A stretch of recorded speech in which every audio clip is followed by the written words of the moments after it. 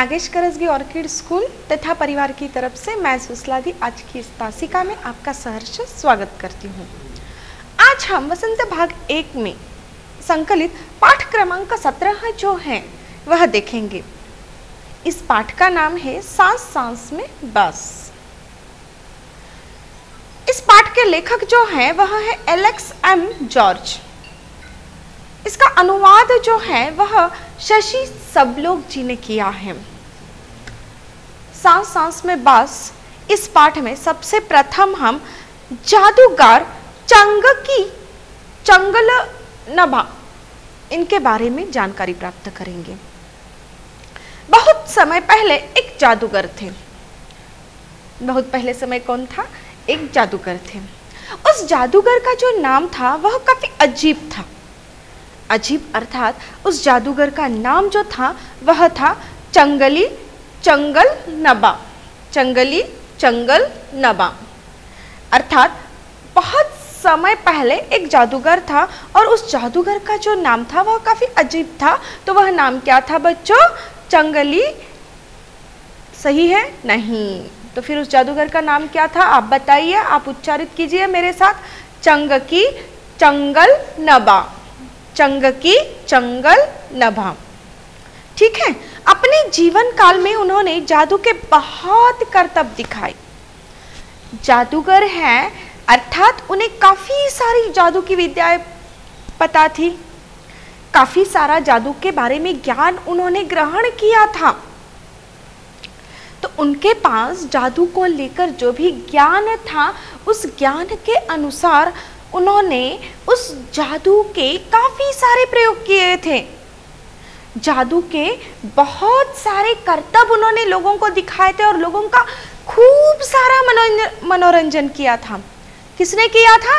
जादूगर चंगकी चंगलनबा ने। ठीक है। अब यह तो नियति का काल है।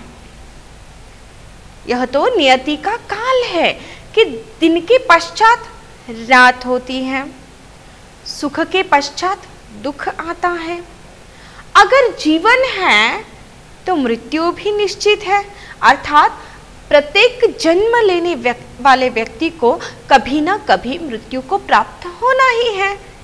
ठीक उसी प्रकार यह जो जादूगर चंगकी चंगलनबा जो था उसने अपने जीवन काल में कई जादू के करतब दिखाए, लोगों का खूब मनोरंजन किया। परंतु मृत्यु के कुछ समय पहले अर्थात मरने से कुछ समय पहले यह जो जादूगर चंगकी चंगलनबा जो था उसने यह बात कही थी। अर्थात उसने लोगों से यह कहा था कि मुझे दफनाए जाने के 6 दिन बाद मेरी कब्र खोद कर देखोगे।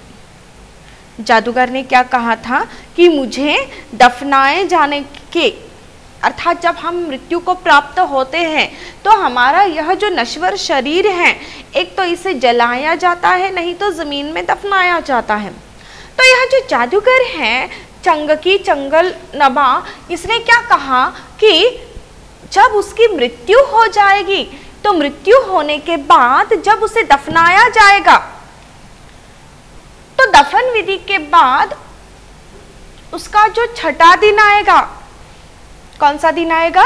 जब 6ठा दिन होगा तो उस 6ठे दिन में क्या करना होगा? उसने कहा कि मेरी जो कब्र है वह कब्र खोदोगे तुम लोग। जादूगर ने क्या कहा? पुनः एक बार ध्यान से सुनिए बच्चों। जादूगर चंगकी चंगलनबा जो है उसने यह कहा कि मेरी मृत्यु के पश्चात जब मुझे दफनाया जाएगा तो दफनाए जाने के बाद 6ठे दिन आप क्या कीजिए? मेरी कब्र खोद कर देखिए। आगे चलकर जादूगर ने यह कहा तो कुछ नया सा पाओगे। अर्थात जब 6ठे दिन तुम लोग मेरी कब्र खोद कर देखोगे तो उस समय मेरी कब्र खोदने के पश्चात उस कब्र में आपको कुछ नया सा मिलेगा। अर्थात कुछ नई ऐसी चीज होगी जो जादूगर की कब्र खोलने के बाद उन्हें मिलेगी। तो इसीलिए जादूगर ने यह कहा कि मेरे दफनाए जाने के बाद 6ठे दिन जब तुम लोग मेरी कब्र खोद कर देखोगे तो उस समय तुम उस कब्र में कुछ नया सा पाओगे। अब जादूगर ने जब ऐसा कहा तो जादूगर की बात मानकर कब्र को छठे दिन खोला गया। कभी कभी ऐसा होता है कि हम सोचते हैं कि मरने से पूर्व जो भी इंसान बोल जाता है उसकी इच्छा समझ के हम उसे पूर्ण करने में लग जाते हैं। ठीक उसी प्रकार यहाँ लोगों ने भी यह समझा होगा और यही समझकर लोगों ने क्या किया कि जब जादूगर की मृत्यु हो गई तो उस जादूगर ने मृत्यु से पूर्व अर्थात मरने से पहले जो भी बात कही थी उस बात को लोगों ने मान लिया और उस बात को मानकर लोगों ने क्या किया, उस जादूगर की जो कब्र है वह छठे दिन खोल दी। जब जादूगर की कब्र छठे दिन खोली गई तो पाया गया कि उसमें बांस से की टोकरियां के नए डिजाइन थे। यह जो बांस है उस बांस की जो टोकरियां होती है ना, उन टोकरियों के कई नए जो डिजाइन है वह नए डिजाइन उन्होंने वहां पर पाए। अब देखिए जादूगर की बात तो इन्होंने मान ली और जादूगर की बात मानने के पश्चात वहां पर उन्हें क्या पाया गया, जादूगर की बात मानने के पश्चात उन्हें यह दिखाई दिया कि जब उन्होंने कब्र खोदी तो बांस की जो टोकरियां हैं उन टोकरियों के कई सारे नए डिजाइन क्या हो गए, वहां पर उन्हें दिखाई दिए। अब देखिए लोगों ने उन डिजाइनों की खूब नकल की। लोगों ने क्या की, उन डिजाइनों की खूब नकल की। लोगों ने क्या की, उन डिजाइनों की खूब नकल की। उसके पश्चात फिर लोगों ने उन डिजाइनों को देखकर नए डिजाइन बनाए। लोगों ने क्या किया, उन डिजाइनों को देखकर पुनः वापस नए डिजाइन बनाना शुरू किया। अब देखिए लोगों ने यहाँ क्या किया कि जादूगर की बात मान ली और कब्र खोदी। उसमें उन्होंने क्या पाया, नए डिजाइन पाए टोकरियों के, बांस की टोकरियों के। फिर लोगों ने उन डिजाइन को देखा और उन डिजाइनों को देखने के पश्चात उन्होंने क्या की, उन डिजाइनों की खूब नकल उतारी। फिर लोग उन्हें देखकर उनकी नकल उतारी और लोगों ने काफी सारे नए डिजाइन बनाए। लोग उन डिजाइनों को देखकर नए डिजाइन बनाने लगे। भारत के विभिन्न क्षेत्रों में बांस बहुतायत में पैदा होता है। अब देखिए यह जो टोकरियां थी वह टोकरियां बांस की थी। किसकी थी बच्चों, बांस की थी। अब उन बांस की टोकरियों के डिजाइन देखने के पश्चात लोगों ने उनकी नकल उतारी और फिर क्या हो गए, नए नए डिजाइन बनाने लगे लोग।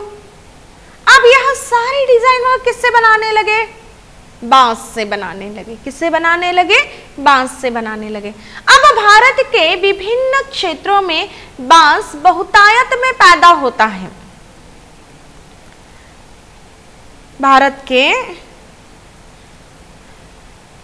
जो विभिन्न क्षेत्र है, अर्थात भारत के किसी एक विशिष्ट क्षेत्र में बोला गया है क्या, नहीं, भारत के विभिन्न जो क्षेत्र हैं उन क्षेत्रों में यह जो बांस है, यह बांस क्या होती है, बहुतायत में पैदा होती है। अर्थात भारत के किसी एक विशिष्ट क्षेत्र में यह बांस नहीं पाई जाती, भारत के काफी सारे विभिन्न क्षेत्रों में यह बांस का उत्पादन होता है या बांस बहुतायत मात्रा में पैदा होती है। अब भारत के उत्तर पूर्वी क्षेत्र के 7 राज्यों में बांस बहुत उगता है। अब देखिए यहां पर क्या बताया गया है कि भारत का जो उत्तर और जो पूर्वी क्षेत्र है, भारत का उत्तर और जो पूर्वी क्षेत्र है उनके जो 7 राज्य हैं, इन 7 राज्यों में इस बांस का जो उत्पादन है या यह बांस की जो निर्मित है वह बहुत मात्रा में पाई जाती है। अर्थात इन पूर्वी और उत्तरी क्षेत्र में या इस पूर्वी या उत्तरी क्षेत्र में जो भी 7 राज्य आते हैं इनमें बांस बहुत मात्रा में उगता है। यहाँ के सभी जो समुदाय हैं उन सभी समुदायों में बांस का चलन है। अब देखिए यह क्या बताया गया है कि यहाँ के सभी जो समुदाय हैं इन सभी समुदायों में बांस का चलन है। विशेष तौर पर नागालैंड में जो भारत का उत्तर पूर्वी राज्य है उसमें। अब देखिए सिर्फ कोई एक विशिष्ट समुदाय इस बांस का उपयोग करता है ऐसा नहीं है, तो सभी जो समुदाय हैं यहाँ के वह सभी समुदायों में क्या है, बांस का चलन है। अब देखिए लेखक ने यह कहा है कि सभी समुदायों में बांस का चलन है, परंतु आगे चलकर यह भी बताया है कि विशेष तौर पर नागालैंड में जो भारत का उत्तर और पूर्वी राज्य है उसमें यहाँ बांस का प्रयोग जास्त मात्रा में दिखाई देता है या भरपूर मात्रा में दिखाई देता है। अब देखिए जुलाई से अक्टूबर में बारिश के महीने में लोग आसपास के जंगलों में बांस एकत्रित करते हैं। अब यह बांस कब एकत्रित की जाती है आप बताइए। अब यहाँ पर बताया गया है कि जुलाई से अक्टूबर में बारिश के महीने में लोग क्या करते हैं, आसपास के जंगलों से बांस एकत्रित करते हैं और बांस एकत्रित करके वह क्या करते हैं, उनको इकट्ठा करके रखते हैं। आमतौर पर 1 से 3 साल की उम्र वाले बांस काटे जाते हैं। आमतौर पर क्या होता है कि यह बांस काटी जाती है, आमतौर पर यह देखा जाता है कि 1 से 3 साल की उम्र वाले बांस काटे जाते हैं। अब देखिए यहाँ पर उन्होंने यह बताया है कि यह बांस कब काटी जाती है,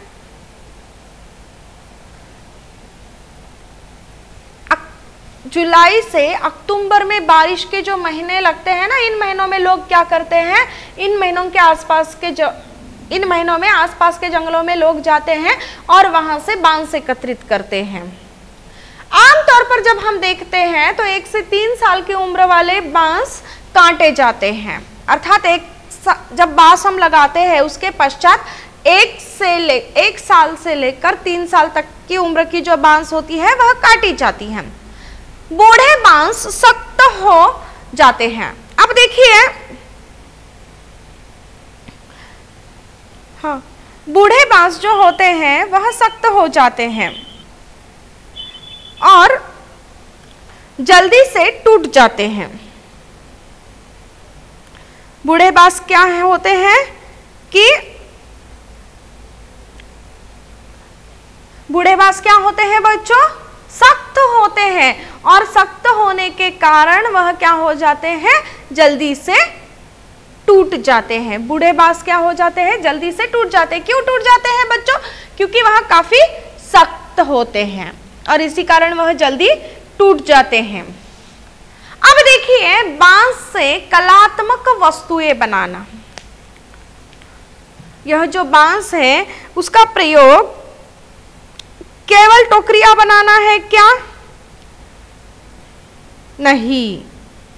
फिर बांस का प्रयोग क्या है, बांस का प्रयोग यह है कि उससे कलात्मक वस्तुएं भी बनाई जाती हैं। क्या बनाया जाता है, कलात्मक वस्तुएं बनाई जाती है बांस से। तो कहा जाता है कि सबसे क्या कहा जाता है कि जब से मनुष्य ने भोजन एकत्रित करना प्रारंभ किया है तब से बांस से कलात्मक वस्तुएं बनानी प्रारंभ की गई होगी। अब देखिए हमें यहां तो पता नहीं है कि मनुष्य ने कब से भोजन एकत्रित करना प्रारंभ किया है।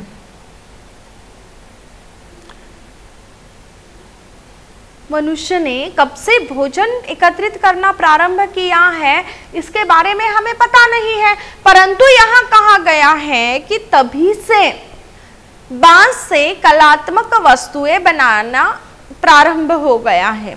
अर्थात बांस से बनने वाली जो कलात्मक वस्तु है वह क्या हो चुकी है, काफी साल पुराने या काफी वर्ष पूर्व से यह प्रारंभ हो चुकी है। क्या प्रारंभ हो चुकी है?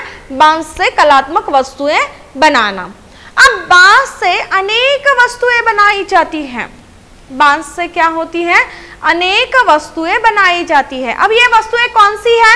जैसे कि टोकरियां हैं, चटाई है, टोपियां हैं, बर्तन है, बैलगाड़ियां हैं, फर्नीचर है, जाल है, मकान है, पुल, खिलौने, सजावटी सामान आदि। अब देखिए, बांस से अनेक वस्तुएं बनाई जाती है जो कलात्मक वस्तुएं हैं, और जैसे कि इनका उदाहरण दिया है, उदाहरण के तौर पर हमें यह बताया गया है यहाँ की कौन कौन सी वस्तुएं बांस से बनाई जाती है, जो कलात्मक वस्तुएं होती है जिन्हें हम हमारे घर में बहुत अच्छे से सजा कर रखते हैं। तो देखिए, टोकरियाँ, चटाइयाँ, टोपियाँ, बर्तन, बैलगाड़ियाँ, फर्नीचर, जाल, मकान, पुल, खिलौने, सजावटी सामान आदि, अर्थात बहुत सारी ऐसी चीजें हैं कि जो बांस से बनाई जाती हैं। बहुत सारी ऐसी चीजें हैं जो क्या की जाती हैं? बांस से बनाई जाती है। अब असम अर्थात आसाम में जकाई, जिससे मछलियां पकड़ी जाती हैं, वह बनाई जाती है। जकाई शंकु के आकार की होती है। अब देखिए, केवल कलात्मक वस्तुएं बनाई जाती है बांस से, ऐसा नहीं है। तो अगर हम असम में देखते हैं तो असम में इस बांस से जकाई बनाई जाती है। असम में इस बांस से क्या बनाई जाती है?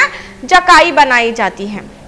और इस जकाई का प्रयोग कहाँ किया जाता है, या इस जकाई का उपयोग क्या है बच्चों? तो यह जो जकाई है, इस जकाई से क्या किया जाता है? मछलियां पकड़ी जाती हैं। इस जकाई से क्या किया जाता है? मछलियां पकड़ी जाती हैं। यह जो जकाई है, यह बांस से बनाई जाती है। जकाई किससे बनाई जाती है? बांस से। और यह जो जकाई है, इस जकाई का आकार किस प्रकार से होता है? शंकु के आकार का होता है। यह जो जकाई है, इस जकाई का आकार किस प्रकार से होता है? शंकु के आकार की होती है। अब देखिए, केवल कलात्मक वस्तुएं बनती है क्या बांस से? नहीं। तो अगर हम असम में देखते हैं तो असम में जकाई जो है, जिससे मछलियां पकड़ी जाती हैं, वह किससे बनाई जाती है? बांस से बनाई जाती है। और बांस से बनाई गई यह जो जकाई है, इसका जो आकार होता है वह किस प्रकार से होता है? शंकु के आकार की होती है। किसके आकार की होती है बच्चों? शंकु के। यह छोटी मछलियों को पकड़ने के काम में आती है। अब यह जो जकाई है वह किस काम में आती है? यह तो पता है हमें कि मछलियां पकड़ने के लिए हम इस जकाई का प्रयोग करते हैं, अर्थात असम में किया जाता है। तो यहाँ बताया गया है कि जो छोटी छोटी मछलियां होती है ना, उन छोटी छोटी मछलियों को पकड़ने के काम में यह जकाई आ जाती है। खपचियों से तरह तरह की टोपियां भी बनाई जाती हैं। यह जो बांस की जो खपचियां होती है ना, इन खपचियों से क्या किया जाता है? तरह तरह की, अर्थात अलग अलग प्रकार की डिजाइन की टोपियां बनाई जाती हैं। असम में चाय बागानों में उन टोपियों को पहनकर काम करते हैं, जैसे कि चाय की पत्तियां तोड़ते हैं और पीछे उन टोपियों में डाल देते हैं। अर्थात असम जो है, उस असम में केवल जकाई के लिए इनका प्रयोग नहीं किया जाता है। तो यह जो खपचियां हैं, इन खपचियों से तरह तरह की जो टोपियां बनाई जाती है, वह अत्यंत सुंदर और उपयुक्त होती है। जैसे कि असम जो है, इस असम में चाय बागान जो है वह काफी मात्रा में है। असम में काफी मात्रा में क्या है? चाय के बागान हैं। तो उन बागानों में यह जो टोपियां हैं, इन टोपियों को पहनकर क्या किया जाता है? काम किया जाता है। अपनी पीठ पर बांस की टोकरी भी बांधते हैं। अब देखिए, यहाँ क्या बताया गया है। अपनी जो पीठ है उस पीठ पर क्या किया जाता है, बांस की टोकरी भी बांधते हैं जिसमें चाय की पत्ती एकत्रित की जाती है। अगर अपनी पीठ पर यहाँ टोकरी क्यों बांधी जाती है, वह टोकरी इसलिए बांधी जाती है कि इन टोकरियों में क्या किया जाए कि चाय की जो पत्ती होती है ना, वह पत्ती एकत्रित की जाए, क्योंकि यह टोकरी बड़ी होती है और पूरी हल्की फुल्की होती है। तो इसमें अगर चाय की पत्तियां डाल दिया जाए तो काफी वजन नहीं होगा इससे। अब देखिए यहाँ जो जकाई है, यहाँ पर हमने अब क्या देखा कि जकाई बनाई जाती है जो मछलियां पकड़ने के काम आती है, और इस जकाई का आकार किस प्रकार से होता है, शंकु की तरह होता है या शंकु के प्रकार की होती है। तो यह छोटी जो मछलियां होती हैं, उन छोटी मछलियों को पकड़ने के काम में भी यह जकाइयां आ जाती हैं। अब यह जो खपचियां होती हैं, इन खपचियों से तरह तरह की टोपियां भी बनाई जाती हैं। बांस की जो खपचियां होती हैं, इनसे क्या बनाई जाती है, तरह तरह की टोपियां बनाई जाती है। और आगे चलकर यह बताया गया है कि जो असम है, उस असम में चाय बागानों में उन टोपियों को पहनकर काम करते हैं। खपचियों से जो टोपियां बनाई जाती है ना, उन टोपियों को असम में चाय बागानों में पहनकर काम करते हैं। अब देखिए अपनी पीठ पर बांस की टोकरी भी यह लोग बांधते हैं, और इस बांस की टोकरी में वह क्या एकत्रित करते हैं, इस बांस की टोकरी में अब देखिए यह लोग क्या करते हैं, असम में रहने वाले अपनी पीठ पर यह बांस की टोकरी भी बांधते हैं, और इसमें वह क्या करते हैं, चाय की जो पत्ती होती है ना, वह चाय की पत्ती एकत्रित करते हैं। यह जो बांस है, इन बांस की खपचियां जो होती है, उनसे क्या किए जाते हैं, विविध प्रकार के अनेक डिजाइन बनाए जाते हैं। सबसे पहले बांस से शाखाओं को, पत्तियों को अलग कर देते हैं। अब देखिए बांस की खपचियों से डिजाइन किस प्रकार से बनाते हैं, वह भी यहाँ बताया गया है। तो वह किस प्रकार से अब देखते हैं हम लोग बच्चों, ध्यान से सुनिए। जैसे कि सबसे पहले क्या किया जाता है कि जो बांस है, उस बांस से उसकी जो शाखाएं हैं, उन शाखाओं को और बांस की जो पत्तियां हैं, उन पत्तियों को क्या किया जाता है, अलग कर दिया जाता है। सबसे प्रथम क्या किया जाता है बच्चों कि जो बांस है, उस बांस से शाखाओं को और उनकी जो पत्तियां हैं, उन पत्तियों को अलग कर दिया जाता है। ऐसे बांस को चुनते हैं जिसमें गांठें दूर हो जाती हैं। अब देखिए कैसी बांस को चुनते हैं, ऐसी बांस को चुनते हैं वह लोग कि जिससे क्या हो जाए कि उस बांस को चुनने के पश्चात जिनमें गांठे जो होते हैं वह गांठे दूर दूर हो, अर्थात वह जो गांठे हैं वह नजदीक ना हो या पास में ना हो। अब देखिए इसके लिए क्या बताया है उन्होंने, जब हम खपचियों से डिजाइन बनाते हैं तो जब सबसे पहले हम जो बांस लेते हैं या जिस बांस को हम चुनते हैं उसमें गांठे जो होते हैं वह गांठे दूर दूर होनी चाहिए। उसके पश्चात फिर चौड़े फल वाले चाकू से छिलकर खपचियां तैयार करते हैं। सबसे प्रथम हमें क्या करना है, ऐसे बांस को चुनना है कि जिसमें गांठे दूर दूर हो। उसके पश्चात हमें फिर क्या करना है, फिर हमें चौड़े फल वाले चाकू से छिलकर खपचियां तैयार करनी है। खपचियों की लंबाई पहले ही तय कर ली जाती है। ऐसा नहीं है कि बांस को लिया, उसकी शाखाओं को, पत्तियों को अलग कर दिया, फिर बाद में क्या किया हमने, उसकी लंबाई तय कर दी, ऐसे नहीं होता। खपचियों की जो लंबाई है वह पहले से ही क्या कर दी जाती है, तय कर दी जाती है। खपचियों की जो लंबाई है वह क्या की जाती है, पहले से ही तय कर दी जाती है। आमतौर पर खपचियों की जो चौड़ाई है वह 1 इंच से ज्यादा नहीं होती। आमतौर पर अगर देखा जाए तो यह जो खपचियां होती हैं, इनकी जो चौड़ाई है वह 1 इंच से ज्यादा नहीं होती है। इन्हें चीरकर पतली बनाते हैं। इन खपचियों को चीरते हैं और चीरकर क्या बनाते हैं, पतली बनाते हैं। क्या बनाते हैं बच्चों, पतली बनाते हैं। फिर चिकना करते हैं। केवल इन कपचियों को 1 इंच से ज़्यादा कट नहीं करना है, या इनकी चौड़ाई 1 इंच से ज़्यादा नहीं होनी चाहिए, इतना ही ध्यान रखना है क्या? नहीं, उसके साथ साथ ही हमें क्या करना है कि इन्हें चीरकर पतली बनाना है, और पतली बनाने के पश्चात उन्हें क्या करना है? चिकना बनाना है। यह लोग क्या करते हैं?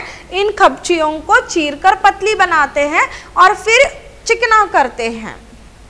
बाएं हाथ में कपची पकड़ते हैं और दाएं हाथ में दाव, चौड़े फल वाला चाकू होता है। दाव अर्थात चौड़े फल वाला जो चाकू है वह। बच्चों ध्यान से सुनिए, दाव अर्थात चौड़े फल वाला जो चाकू है वह। तो देखिए यहाँ पर कपचियों को चीरकर वह क्या करते हैं? पतली बनाते हैं, और उसके पश्चात उन कपचियों को क्या करते हैं? वह चिकना बना देते हैं।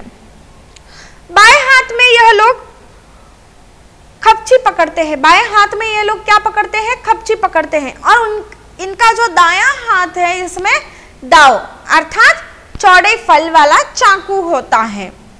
कपची को खूब चिकना करने के बाद इसकी रंगाई की जाती है। रंगने के लिए गुड़हल, इमली की पत्तियों आदि का उपयोग किया जाता है। यह जो कपचियां हैं, जब इनको खूब चिकना किया जाता है तत्पश्चात इन कपचियों की रंगाई की जाती है, अर्थात उन्हें रंग दिया जाता है। अब इन कपचियों को रंगने के लिए बाहर से रंग लाया जाता है क्या? नहीं। तो यहाँ पर गुड़हल, इमली की जो पत्तियां हैं आदि का उपयोग किया जाता है इन कपचियों को रंगाई करने के लिए। काले रंग के लिए उन्हें आम की छाल में लपेटकर कुछ दिनों के लिए मिट्टी में दबा कर रखा जाता है। अब देखिए, काला रंग उन कपचियों को आए इसलिए क्या किया जाता है? आम की जो छाल होती है ना, उस आम की छाल में इन कपचियों को लपेटकर कुछ दिनों के लिए मिट्टी में दबा कर रखा जाता है। कहाँ दबा कर रखा जाता है? मिट्टी में। कपचियों को रंगने के बाद बांस की बुनाई की जाती है। कपचियों को रंगने के बाद क्या किया जाता है? बांस की बुनाई की जाती है। इससे चौक का डिजाइन बन जाता है। इससे क्या बन जाता है? वह जो चौक है उस चौक का डिजाइन बन जाता है। अब देखिए, चौक का डिजाइन कैसे बन जाता है? चौक का डिजाइन तभी बनता है जब कपचियों को रंगने के बाद बांस की बुनाई की जाती है, और बुनाई के लिए कई नमूने होते हैं। बुनाई के लिए क्या होते हैं? कई बहुत सारे नमूने होते हैं। तो देखिए, यहाँ पर कपचियों को खूब चिकना करने के बाद उनकी रंगाई की जाती है। रंगाई करने के लिए यहाँ पर गुड़हल, इमली की पत्तियां आदि का उपयोग किया जाता है। काले रंग के लिए उन्हें आम की छाल में लपेटकर कुछ दिनों के लिए मिट्टी में दबाकर रखा जाता है। कपचियों को रंगने के बाद बांस की बुनाई की जाती है। इससे क्या हो जाता है? चौक का डिजाइन बन जाता है, और बुनाई के लिए कई सारे नमूने होते हैं। कभी चोटी की तरह गूंथ लेते हैं। अब इसकी बुनाई किस प्रकार से करते हैं? देखिए, कभी कभी क्या किया जाता है? इसे चोटी की तरह गूंथ लेते हैं। अंत में कटे सिरों की या कटे सिरों को नीचे की ओर मोड़कर फंसा दिया जाता है। अब देखिए, कभी कभी क्या किया जाता है? चोटी को कभी कभी चोटी हम जिस प्रकार से डालते हैं ना लड़कियों की, उस तरह उसे गूंथ लेते हैं। अंत में क्या होता है? कटे सिरों के नीचे की ओर मोड़कर उसे फंसा दिया जाता है, ताकि वह चोटी जो हमने बांधी है या जिस तरह से हमने गूंथा है वह खुल जाए या खुल ना जाए, इसलिए, या वह उसी प्रकार से जिस प्रकार से गूंथा है उसी प्रकार से वह रह जाए, इसलिए। जिन राज्यों में बांस बहुतायत में उगता है वहां के लोगों के भरण पोषण का साधन बांस ही है। वे कलात्मक उपयोगी वस्तुएं बनाकर उन्हें बेचा जाता है। अब देखिए, जिन राज्यों में बांस जो है वह बहुतायत में उगता है वहां के लोगों के भरण पोषण का साधन भी क्या है? केवल यह बांस ही है। अब देखिए आगे चलकर यह बताया है कि यह बांस ही उन लोगों के भरण और पोषण का माध्यम है। तो यहाँ पर बांस से बनाई गई जो कलात्मक और उपयोगी वस्तु है उन्हें बनाया जाता है और उन वस्तुओं को बेचने का कार्य किया जाता है। आवश्यकता के अनुसार वस्तुओं और डिजाइनों में परिवर्तन होते रहता है। आवश्यकता के अनुसार क्या होता है, उन वस्तुओं में और डिजाइनों में परिवर्तन होते रहता है, अर्थात बदलाव होते रहता है। अर्थात हमने अभी क्या देखा कि कभी कभी हम क्या करते हैं, इस बांस की बुनाई करते समय उसे चोटी की तरह, जिस प्रकार एक लड़की की चोटी डाली जाती है उस प्रकार उसे गूंथ लिया जाता है। अंत में उसके जो कटे सिरे हैं उनको नीचे की ओर से मोड़ दिया जाता है ताकि उस जिसे हमने गूंथा है वह खुल ना जाए और मोड़कर उसे अंदर की ओर फंसा दिया जाता है। जिन राज्यों में बांस बहुतायत मात्रा में उगता है वहां के लोगों के भरण पोषण का माध्यम भी यह बांस होता है। वहां के लोग इस बांस से अनेक कलात्मक वस्तुएं बनाते हैं और उन वस्तुओं को बाजार में ले जाकर बेचते हैं और उससे अपनी आमदनी कराते हैं। और आवश्यकता के अनुसार वस्तुओं को और डिजाइन और अनेक कई सारे डिजाइनों में वह क्या करते हैं, परिवर्तित करते हैं। तो आज का हमारा यह पाठ यही समाप्त होता है। धन्यवाद एवं शुभ दिन।